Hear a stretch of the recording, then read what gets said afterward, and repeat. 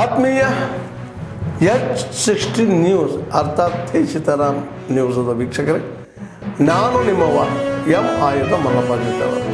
ತಾವು ಈಗ ಸುದ್ದಿಗಳ ಲೋಕಕ್ಕೆ ಎಂಟ್ರಿ ಹೊಡಿತಾ ಇದ್ದೀರಿ.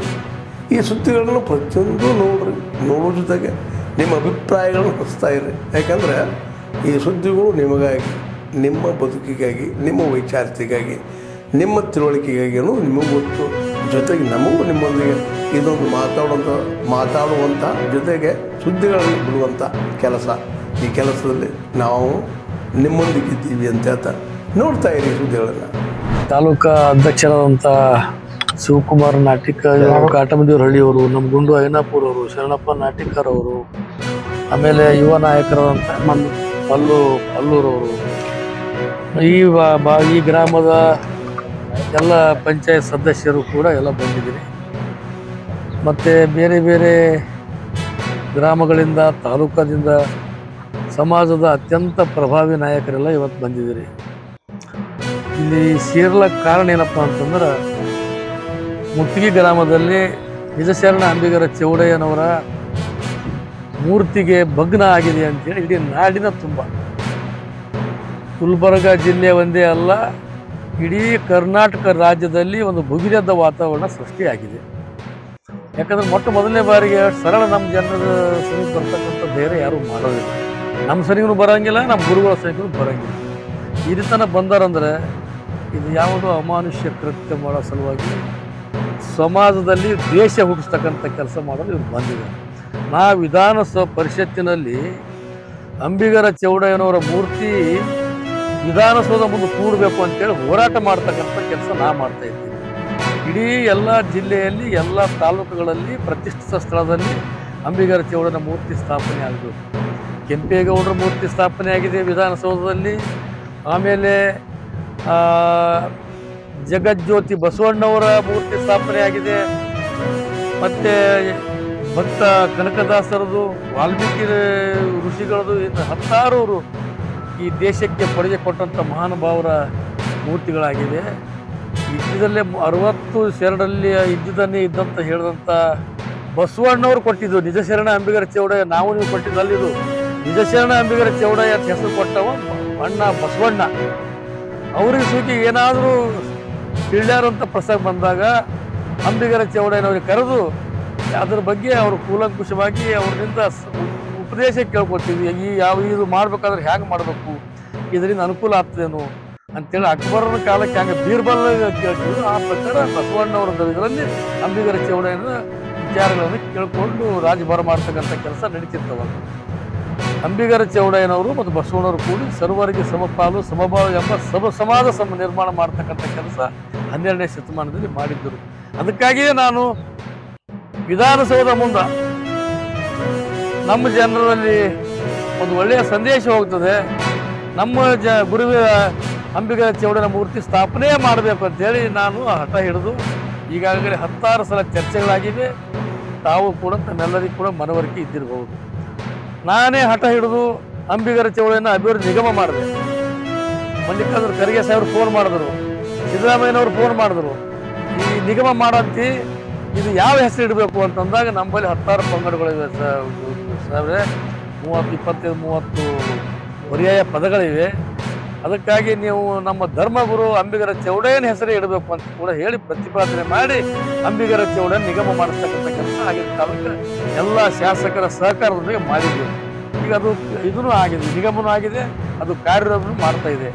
ಆದರೆ ಇವತ್ತಿನ ದಿವಸ ನಾವು ಅಂಬಿಗರ ಚೌಡಯ್ಯನ ಮೂರ್ತಿ ಸ್ಥಾಪನೆ ಆಗಬೇಕು, ಸಮಾಜದ ಸಂದೇಶ ಹೋಗ್ಬೇಕು, ಸಮಾಜ ಒಕ್ಕಟ್ಟಾಗಬೇಕು, ಬೇರೆಯವರಾಗಿ ನಾವು ಕೂಡ ಆರ್ಥಿಕವಾಗಿ, ಸಾಮಾಜಿಕವಾಗಿ, ರಾಜಕೀಯವಾಗಿ ಬೆಳಿಬೇಕಂತೇಳಿ ನಾವು ಪ್ರಯತ್ನ ಮಾಡೋದಿಲ್ಲ. ಈ ಒಂದು ಸಣ್ಣ ಊರಲ್ಲಿ ಇಂಥ ಅಶಾಂತಿ ಕಲಿಸ್ತಕ್ಕಂಥ ಕೆಲಸ ಮುತ್ತಿಗೆ ಗ್ರಾಮದಲ್ಲಿ ಆಗಿದೆ. ನಮಗೆಲ್ಲ ಭಾಳ ಬೇಜಾರಾಗಿದೆ. ಈಗಾಗಲೇ ಭಾಳಷ್ಟು ಮಂದಿ ಸಮಾಜದ ಮುಖಂಡರು, ನಾಯಕರೆಲ್ಲ ಬಂದು ಮಾತಾಡಿ ನಮಗೆ ಧೈರ್ಯ ತುಂಬಿ ಹೋಗ್ಯಾರೆಂಬ ಭಾವನೆ ನನ್ನಲ್ಲಿದೆ. ನಾನು ಕೂಡ ನನಗೆ 1-2 ಮೀಟಿಂಗ್ ಇದ್ದು ನಾವು ಮೈಸೂರು ಮತ್ತು ಆಮೇಲೆ ಭೇಟಿ ಮಾಡಿ, ಮುಖ್ಯಮಂತ್ರಿ ಭೇಟಿ ಮಾಡಿ, ಯಾರು ಬಂದ ಆಟ ಮಾತಾಡೋದು ಕಳಿಸ್ಕೊಡೋದ್ರಿ ಕೂಡ ಮುಖ್ಯಮಂತ್ರಿ ಕೂಡ ಭೇಟಿ ಮಾಡಿ ಇದು ಖಂಡನೆ ಮಾಡಬೇಕು. ತಕ್ಷಣ ಯಾರು ಆರೋಪಿಗಳನ್ನ ತಕ್ಷಣ ಅವ್ರಿಗೆ ಬಂಧಿಸಬೇಕು. ಒಂದು ವೇಳೆ ಬಂಧಿಸಲಿಲ್ಲಪ್ಪ ಅಂತಂದ್ರೆ ವಿಧಾನಸೌಧ ಮುಂದೆ ನಾನೇ ಸತ್ಯಾಗ್ರಹ ಕೂಡಬೇಕಂತ ಮಾತನ್ನು ಕೂಡ ನಾನು ಹೇಳಿದ್ದೀನಿ. ನಾನು ಈ ಈ ಮೂರ್ತಿ ಅತ್ಯಂತ ಭದ್ರವಾಗಿ ಈ ಮೂರ್ತಿ ಸ್ಥಾಪನೆ ಮಾಡಬೇಕಂತ ನಿರ್ಧಾರ ತೆಗೆದುಕೊಂಡು ಬಂದಿದ್ದೀನಿ. ಇವತ್ತಿನ ದಿವಸ ನಾನು ವೈಯಕ್ತಿಕವಾಗಿ 1 ಲಕ್ಷ ರೂಪಾಯಿ ಹಣವನ್ನು ಕೂಡ ಇವತ್ತಿನ ದಿವಸ ಇದೇ ಸ್ಥಳದಲ್ಲಿ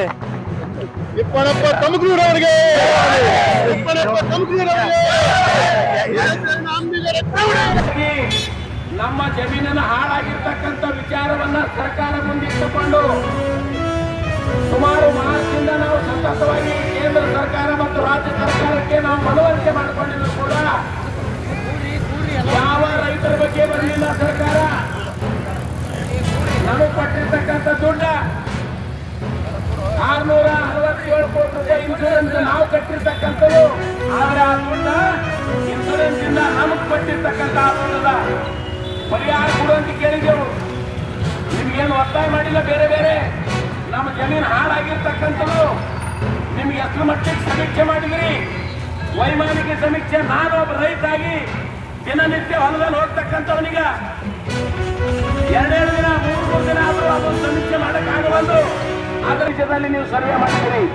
ಆ ಸರ್ವೆ ಆಗ್ತದ ಸರಿ ಅನ್ನುವಂತಕ್ಕಂಥದ್ದು ನಾವು ಬೇಡಿಕೆ ಏನಿಲ್ಲ.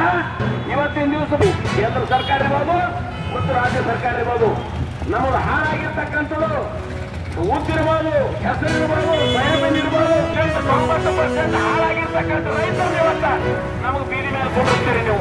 ನಾವು ನ್ಯಾಯ ಕೇಳಬಾರ್ದ? ನ್ಯಾಯ ಕೇಳಕ್ ಬಂದ್ರೆ ಪೊಲೀಸ್ನವ್ರು ಹಿಡಿದು ಜೈಲಿಗೆ ಹಾಕಿರ್ತಕ್ಕಂಥ ನೋಡಿದ್ರು.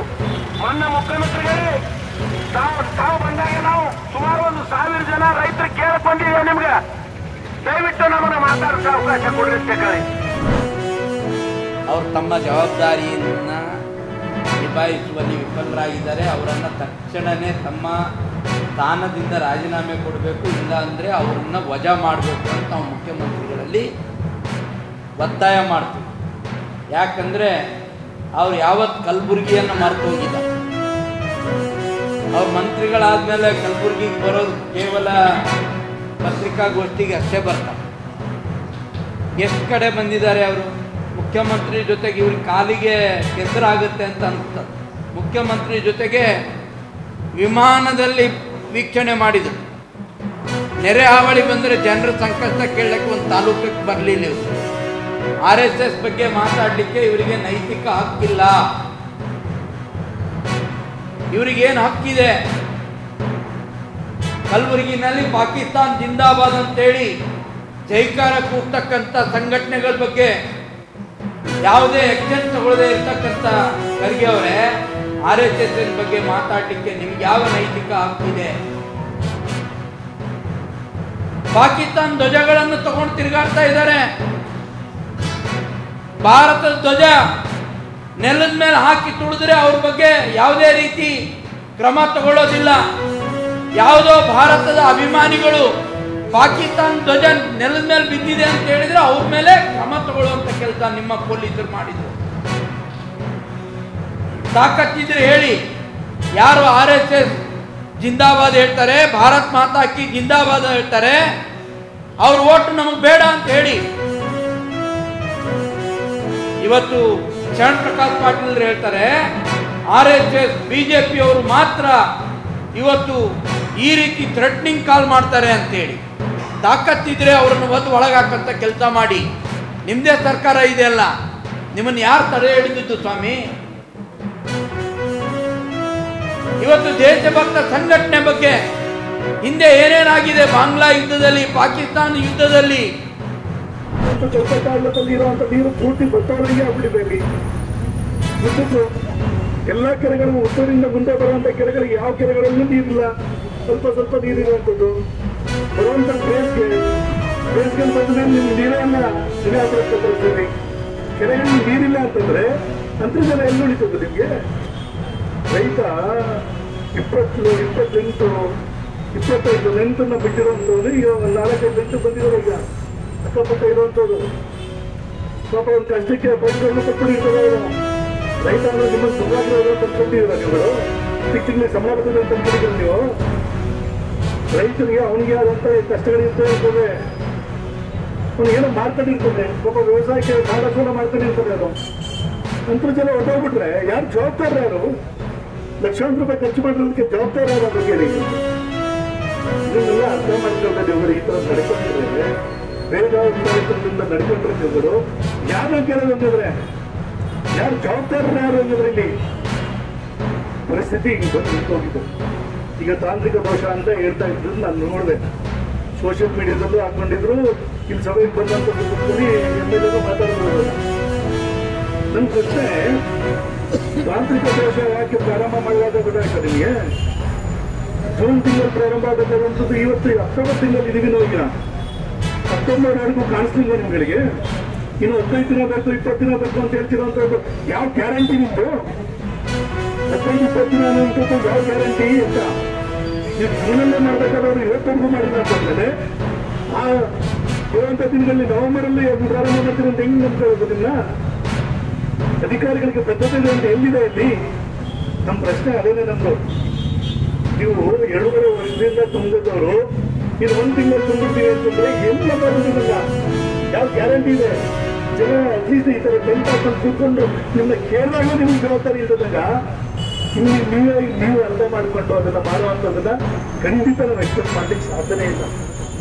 ರೈತ ಸಂಘದವರು, ರೈತರುಗಳು, ಎಲ್ಲ ಸಂಘಟನೆಗಳು, ವಿರೋಧ ಪಕ್ಷದವರು ಎಲ್ಲ ಒತ್ತಡ ಮಾಡಿದ್ರು ನಿಮ್ಗಳಿಗೆ ಇನ್ನೂ ರೈತರ ಸಂಪಾದನೆ ಇದೆ ಅಂತಂದ್ರೆ ಏನು ತೋರ್ಬೇಕು ನಿಮ್ಗಳಿಗೆ? ಅಧಿಕಾರಿಗಳ ನಿರ್ಲಕ್ಷ್ಯ ಐತಿ ಬಹಳ ಎದ್ದು ಕಾಣಿಸ್ತಿರುವಂಥದ್ದು ಆಗ್ತದೆ. ನಿಮಗೆ ತಾಂತ್ರಿಕ ದೋಷ ಅಂತ ಹೇಳಿದ್ರೆ, ತಾಂತ್ರಿಕ ದೋಷಕ್ಕೆ ಇರುವಂತ ಸಮಯದಲ್ಲಿ ಅದನ್ನ ರಿಪೇರಿ ಮಾಡ್ಕೋಬೇಕಾಗಿತ್ತು. ಅದಕ್ಕೋಸ್ಕರನೇ ಅವಾಗಲೇ ಹೇಳಿತ್ತು ನಿಮ್ಗೆ ಜನವರಿಯಿಂದ ಜೂನ್ವರೆಗೂ ನಿಮ್ಗೆ ಟೈಮ್ ಸಿಗ್ತದೆ, 5 ತಿಂಗಳು ಟೈಮ್ ಸಿಗ್ತದೆ, 5ರಿಂದ 6 ತಿಂಗಳು ಟೈಮ್ ಸಿಗ್ತದೆ ನಿಮಗೆ. ಹಾಗನ್ನು ರಿಪೇರಿ ಮಾಡ್ಕೋಬೇಕಾಗಿತ್ತು. ಏನ್ ಸಮಸ್ಯೆ ಇದೆ ಅಂತ ನೋಡ್ಕೋಬೇಕಾಗಿತ್ತು. ಯಾಕೆ ನೋಡ್ಕೊಳ್ಳಿಲ್ಲ ನೀವು? ಅಂದ್ರೆ ನೀವು ಬೇಕು ಅಂತಲೇ ಮಾಡ್ತಾ ಇದ್ದೀರಿ. ಜಾನ್ ಕೊಡು ನಾಟಕ ಆಡ್ತಾರಲ್ಲ ಆ ಥರ ಮಾಡ್ತಾ ಇದ್ದೀರಿ.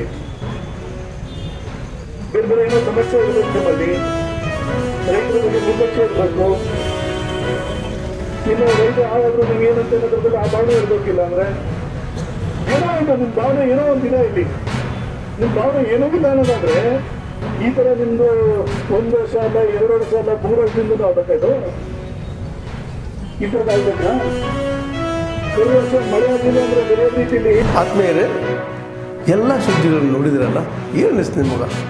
ಇದರಲ್ಲೇ ನಿಮ್ಗೆ ಲೈಕ್ ಆಗಿರ್ಬೋದು, ಡಿಸ್ಲೈಕು ಆಗಿರ್ಬೋದು, ಕಾಮೆಂಟ್ ಬೇಡಪ್ಪ ಅಂತೂ ಅನಿಸಿರ್ಬೋದು, ಕಾಮೆಂಟ್ ಮಾಡಬೇಕಪ್ಪ ಅನಿಸ್ಬೋದು, ಶೇರ್ ಮಾಡಬಾರ್ದಪ್ಪ ಅನಿಸಿರ್ಬೋದು, ಅದು ಮಾಡಬೇಕು ಅನಿಸಿರ್ಬೋದು. ಏನಾದರೂ ಆಗಲಿ ಶೇರ್ ಮಾಡ್ತಾಯಿರಿ, ಈ ನ್ಯೂಸ್ಗಳು ನೋಡ್ತಾ ಇರಿ, ಜೊತೆಗೆ ಇದಕ್ಕೆ ಸಬ್ಸ್ಕ್ರೈಬ್ ಆಗ್ತಾಯಿರಿ ಅಂತ ಹೇಳ್ತಾ H60 ನ್ಯೂಸ್ ಅರ್ಥಾತ್ ಹೇ ಸೀತಾರಾಮ್, ಇದು ಸತ್ಯದ ಕೈಗೆ ನಡಿ. ವಂದನೆಗಳು.